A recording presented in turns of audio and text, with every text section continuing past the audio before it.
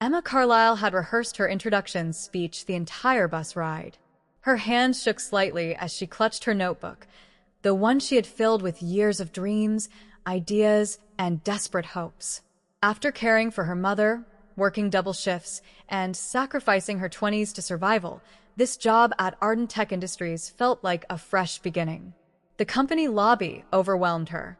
Tall glass walls, polished marble floors, expensive art, the soft hum of productivity, everything screamed, "You made it." Employees rushed past her in navy suits and polished shoes. Emma smoothed her thrift store blouse and took a slow breath. She belonged here, she hoped. She made her way to the executive floor for orientation, holding her badge tightly.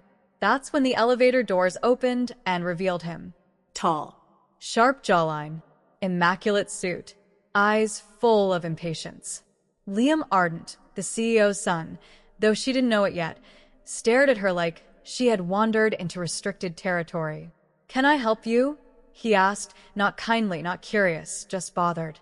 Emma lifted her badge timidly. "I'm supposed to meet HR." He cut her off with a dismissive laugh. "You're in the wrong place. This floor is for actual employees." A few staff members glanced over. Emma's cheeks heated. "I am an employee," she whispered, voice trembling. "Today's my first." Again he interrupted. "Not anymore." His words slid through her like ice. "In fact," he said loudly, "if HR sent you up here, it's a mistake. And if you wandered here on your own, that's even worse." Either way, he waved his hand casually, arrogantly. "You're fired. Security will escort you." The entire floor fell silent. Emma's throat tightened. She tried to speak, to explain, but her voice vanished. Humiliation wrapped around her like a suffocating blanket. Security gently guided her back toward the elevator.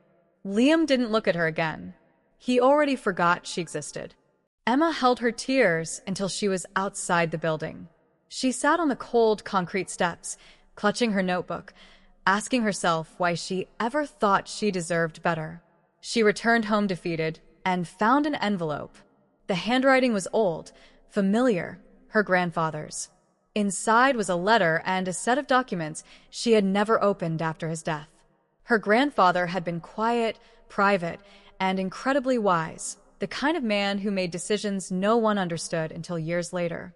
Emma unfolded the letter. "My Emma, one day you will need this more than you know." Her heart pounded. The documents underneath explained everything. Her grandfather had been the silent investor who saved ArdentTech decades ago. When he passed, the shares transferred to Emma. 72%. Emma blinked. Read it again. And again. She didn't just own part of the company. She owned the company. The same one whose CEO's son had fired her that morning. Her fear vanished. Her humiliation turned to purpose. Tomorrow, she would walk back into ArdentTech. Not as a frightened new hire, but as the majority owner.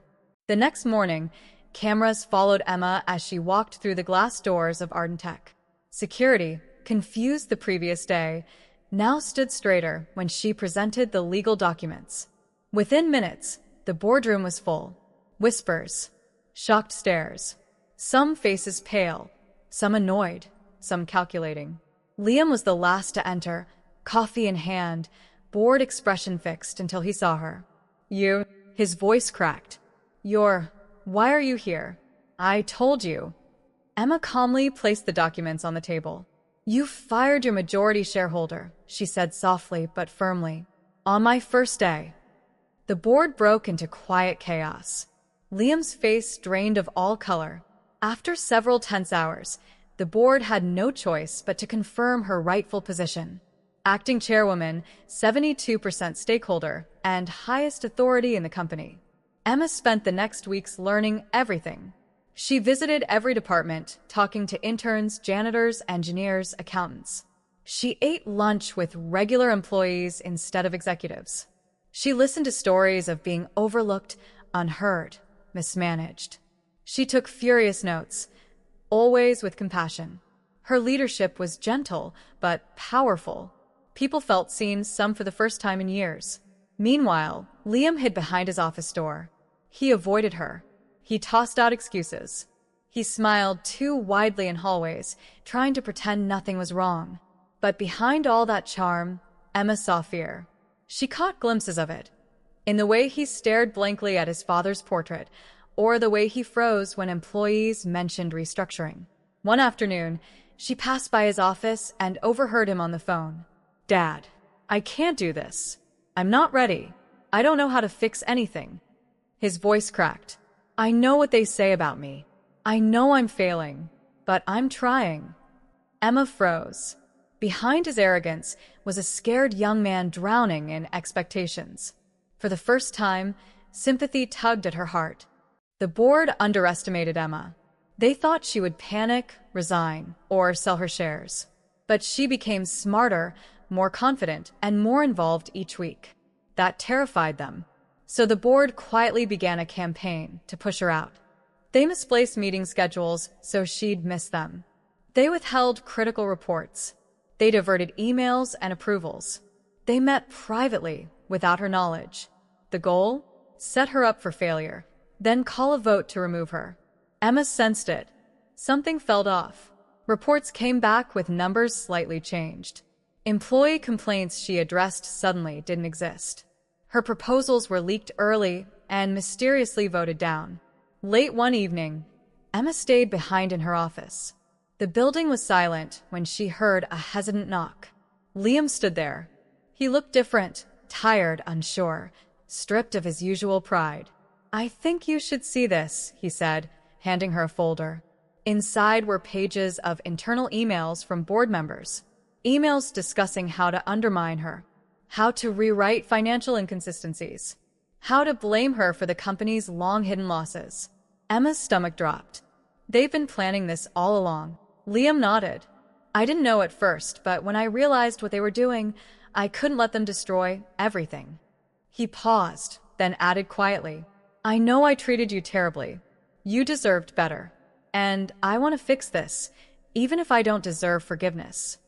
This was their turning point.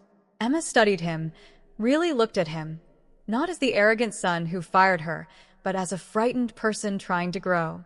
She finally said, "Then help me. Help me save your father's company." And he did. For weeks they worked side by side, studying financial records late into the night, interviewing employees for missing puzzle pieces, rebuilding lost documents, piecing together the board's entire scheme. Emma began to trust him. Liam began to admire her. Emma called for an emergency company-wide meeting.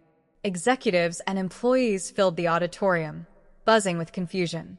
The board sat confidently, believing Emma had no proof, believing this was their moment to remove her. They had no idea what was coming. Emma stepped to the podium, calm, strong, unwavering.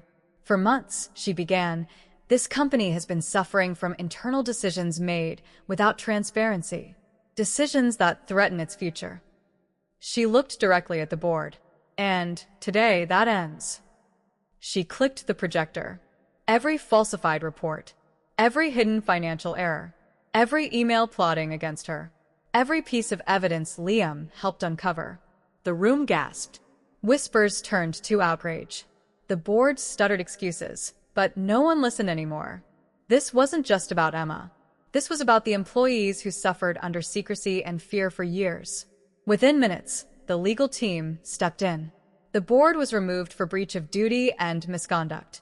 Emma remained still, composed, grounded, the eye of the storm. Liam stood beside her, not seeking credit, not trying to salvage pride. He stood there because he believed in her. After the chaos settled, Emma reorganized leadership. Honest managers were promoted.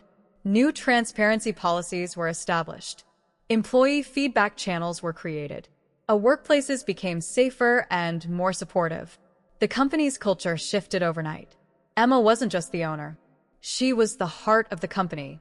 And for the first time, Liam apologized to her, truly apologized. "I was wrong about you," he said a little shakily. "And I'm sorry for everything." Emma's eyes softened. "I forgave you a long time ago," she said, "but I needed you to see why." Months passed. ArdentTech flourished under Emma's leadership. Employees smiled more. Teams collaborated openly. Innovation returned. The company that once ran on fear now ran on hope.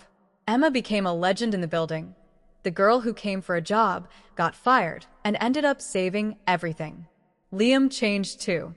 He learned to listen instead of assume, to ask instead of command, to lead by service, not ego. He rebuilt relationships with employees one conversation at a time. He often stayed late, not because he needed to, but because he genuinely cared. One afternoon, he approached Emma with a hesitant smile. "I've been working on something," he said, sliding a proposal across her desk. It was a plan to create a new division, one that would fund and mentor young entrepreneurs from disadvantaged backgrounds. "These were the people your grandfather once helped," Liam said, "and the people you fought to protect. I want this division to be your legacy inside the company." Emma felt tears prick her eyes. This was the real revenge. Not humiliation. Not power plays. Not proving a point. Real revenge was building something better than what tried to break her. Real revenge was healing what others destroyed. Real revenge was growth for her, for Liam, for everyone. She extended her hand to Liam. "Let's build it together," she said. He smiled, humble, grateful, changed. And with that, Emma's story became more than a rise to power.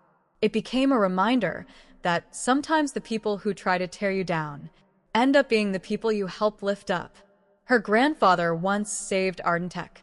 Now, Emma saved it again, not through revenge born from anger, but through revenge born from grace.